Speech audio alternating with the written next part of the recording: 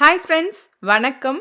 இன்னைக்கு நம்ம பார்க்க போகிற ரெசிபி முருங்கைக்கீரை அடை. ரொம்பவே ஒரு ஹெல்தியான ரெசிபி. இந்த ரெசிபி எப்படி பண்ணலான்னு பார்க்கலாம். வாங்க வீடியோ பார்க்கலாம்.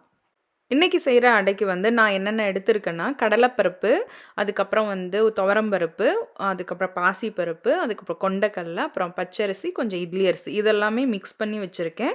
ரேஷியோ வந்து பார்த்திங்கன்னா எல்லாமே நம்ம ஒரு அரை அரை கிளாஸு, ஒரு கிளாஸ் வந்து கடலைப்பருப்பு. கடலைப்பருப்பு தான் வந்து அடைக்கு எப்போதுமே கொஞ்சம் ஜாஸ்தியாக இருக்கணும்.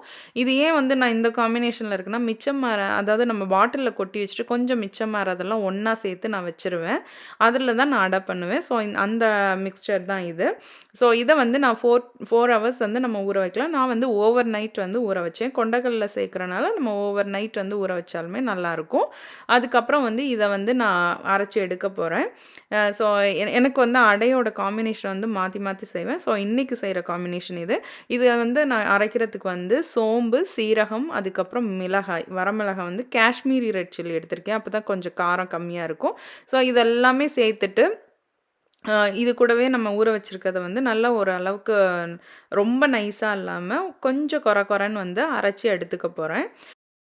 காரத்துக்கு வந்து பச்சை மிளகா வேணுனாலும் சேர்த்துக்கலாம். நான் வந்து வரமிளகா சேர்த்துருக்கேன். ஸோ காரத்துக்கு தகுந்த மாதிரி சேர்த்துக்கோங்க. இப்போ நம்ம அரைச்சி எடுத்ததில் வந்து முருங்கைக்கீரை, அதுக்கப்புறம் வந்து வெங்காயம், உப்பு, கொஞ்சமாக வந்து பெருங்காயத்தூள் இதெல்லாமே நம்ம ஆட் பண்ணிவிட்டு நல்லா மிக்ஸ் பண்ணி வச்சுக்கணும். பெருங்காயத்தூள் வந்து நம்ம இதில் கடலைப்பருப்பு சேர்க்குறதுனால ரொம்ப மஸ்ட்டு. அதே மாதிரி நல்ல வாசனையாகவும் இருக்கும், டைஜஷனுக்கும் நல்லது. ஸோ இதெல்லாமே ஒன்றா மிக்ஸ் பண்ணி வச்சுட்டு இந்த அளவுக்கு கொஞ்சம் திக்காக வந்து நம்ம மிக்ஸ் பண்ணிக்கணும். இப்போ வந்து நல்லா பேன் சூடானதும் அடை மாவை வந்து அதில் ஊற்றி நல்லா கொஞ்சம் ஸ்ப்ரெட் பண்ணி விட்டு நல்ல ஒரு நல்லெண்ணெயில் வந்து நல்லா அடை செஞ்சு சாப்பிட்டோன்னா உடம்புக்கும் நம்மளுக்கு நல்லது. ஸோ நல்ல செக்கில் ஆட்டின நல்லெண்ணெய் கிடச்சிதுன்னா ரொம்பவே ஹெல்தி. எனக்கு வந்து இங்கே யூஎஸில் கிடைக்கும் போது நான் வாங்கி வச்சுக்குவேன்.